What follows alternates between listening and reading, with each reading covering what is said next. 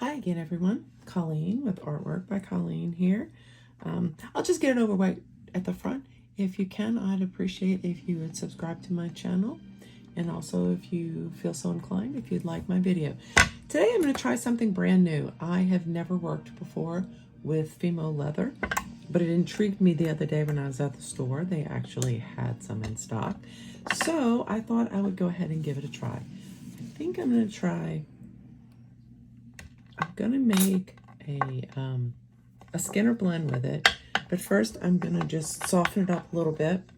It doesn't feel very crumbly, so I'm pretty happy about that. It seems pretty workable. Sometimes it seems like a fairly new one. If it's kind of an older piece of clay that you have, you might have to warm it up with your hands a little bit before putting it through the pasta machine. I'm going to go ahead and run these through the pasta machine a couple of times and get them set up to do a Skinner blend. Because I've never worked with it before, I wasn't too sure how I would like it.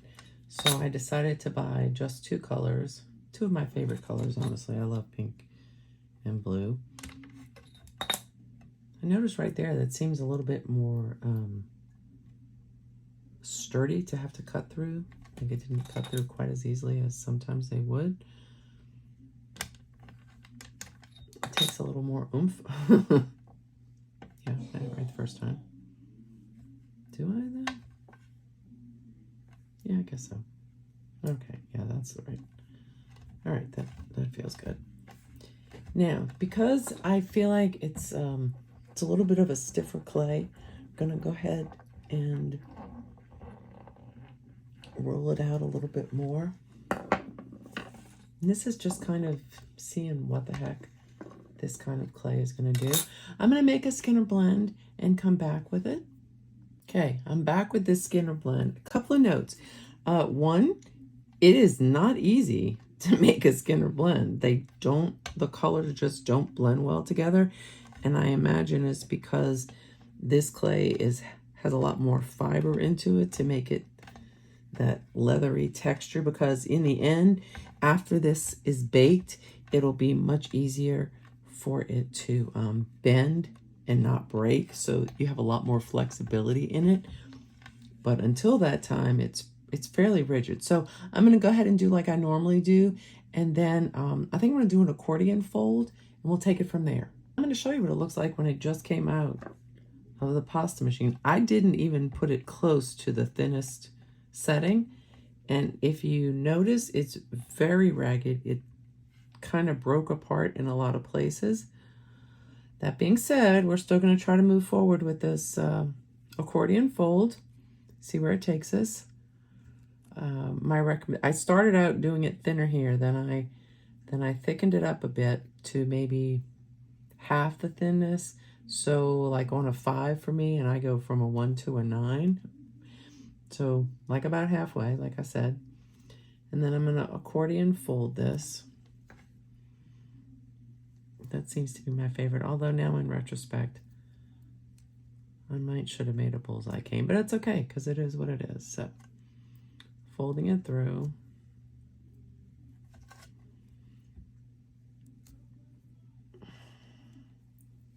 I don't think the colors are ugly.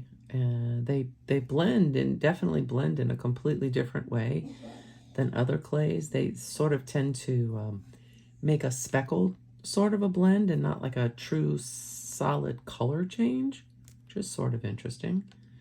Like I said, this is a learning experience for me too. This is the first time I have had my hands on this kind of clay, so it's new to both of us, right? Right, there we go. So now I've got my piece. Doesn't look as pretty on that side, does it? I'm just going to take my block, flatten it out a little bit there, here. Just flatten out the edges a little bit. Now, that's what the block looks like. What I'm going to do today is I'm going to sort of make something really basic. I think I'm just going to do like, that's the prettiest side, so I think we're going to use that one. I'm just going to make a luggage tag. I bought this the other day. It's just a rubber stamp over at Hobby Lobby, actually. And I'm going to press this out And I'm going to make that a tag. So put the indentations in there. And then let me just push this out. So I'm just going to do, keep flattening it out some till I get the right size. And then I'll be back just for extra fun. I'm not all that crazy about these two blunt colors here. So what if, and I have no idea what this what if is going to be, but what if I just took it and flipped it around? Maybe I'm not going to like that at all. I don't know. We'll see. Now I'm going to keep flattening it out and see where it takes us. All right, so I took that cut and kind of undid what I did, because what I found out was the hard way, because this is a learning process. Once you cut into it, it doesn't so much want to re-stick on itself too well. So in order to keep it from looking super funky, which I think we're past that point already, I'm just going to go ahead. I put it back the original way. See there, it didn't do perfectly. This side did a little better. It's really weird. I'm just going to roll it out now to thin it out some, because I don't want it to be, see what I mean? When you pull it up, it starts to separate. Okay, so that's another lesson. Be careful cutting it, because it does not like to go back together. Lesson learned. I feel like working with clay is a daily lesson learned, right? Alrighty. So now I've got this big piece of clay with ends that still want to separate. That's frustrating.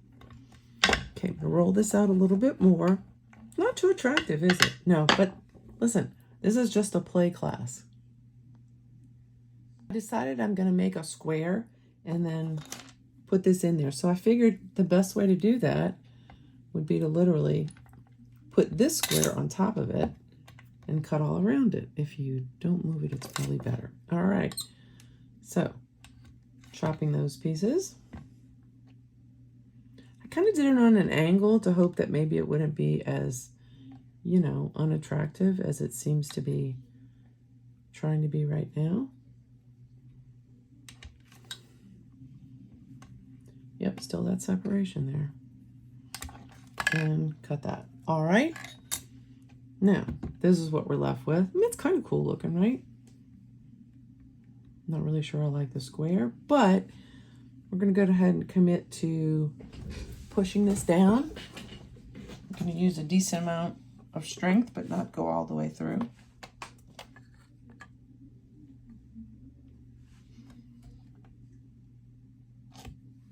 Pop that up.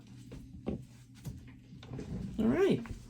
So there we have it. Let me think about this for a sec. Any of you, if you've watched some of my videos, know of my love for Disney. So I am going to see about putting a Mickey head in the middle. Now, here's the trick, is going to be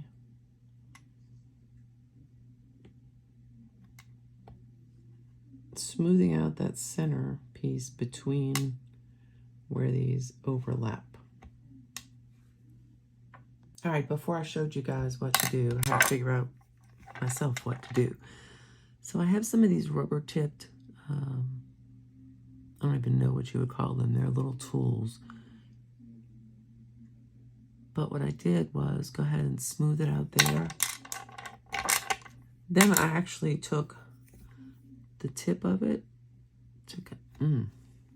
Well, it clearly wasn't that tip, because that one had stuff on it. Anyway, I smoothed it out this way, kind of burnished out those lines so you don't see them. Yeah.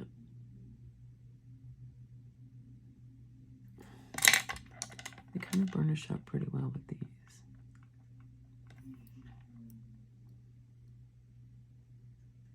Takes a couple of minutes, a little bit of patience.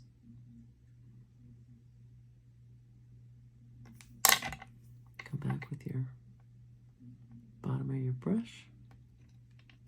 Everybody's got a couple of paint brushes laying around. And then you can just come back on top, kind of smooth it back out. Like I said, this is just, maybe we can kind of just reset it everywhere but there. That kind of works.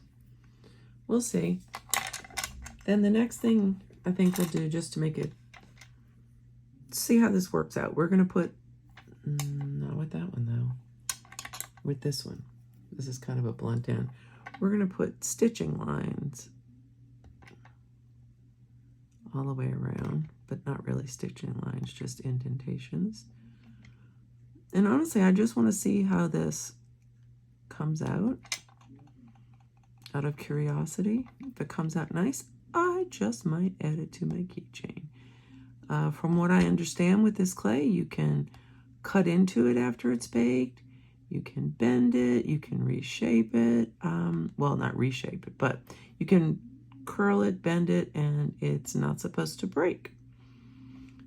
So what I'm going to do after I finish going around like this, I don't know, I just think it gives a little bit different look. It's not amazing one way or the other, but kind of makes it for an interesting texture. With that said, I'm gonna make this my last one. I'm gonna go stick it in the oven and bake it, and then we'll be back and see what we end up with. All right, just to wrap this one up real quick. It's out of the oven, it cracked. Two things about that. I have a little air fryer oven and it tends to blow the stuff. So when I looked, it was kind of bent like this in the oven. So while it was still hot, I flipped it over, put something on it. I think that's what helped make this crack so bad. The other thing is, remember when I was telling you about cutting it apart and rejoining it? You can see the line there. It definitely did not like it. Also, part of what cut was right here, because I guess I went too deep with it. And I just think if I had left it up like this, it would have been fine. On the plus side, I don't think it looks awful. I think it came out nice. All the indentations still held really well. It is very flexible. Just to give you an idea, since it's ruined anyway, I think you can cut it. It doesn't actually say how long to bake it. I baked it for an hour at 265, so I think that'll work. Anyway, just to give you an idea, this is something you can do. I took the leftover pieces and I just mixed them together and made like a little swirl. And I made some Mickey ears, put a little hole in them and baked them. They're pretty flexible as well. I might try to shine them up a little bit and go ahead and make them earrings. All right, you guys. It's Colleen. You have a great day. Thanks for your patience. Like the video if you feel so inclined. Y'all have a good one.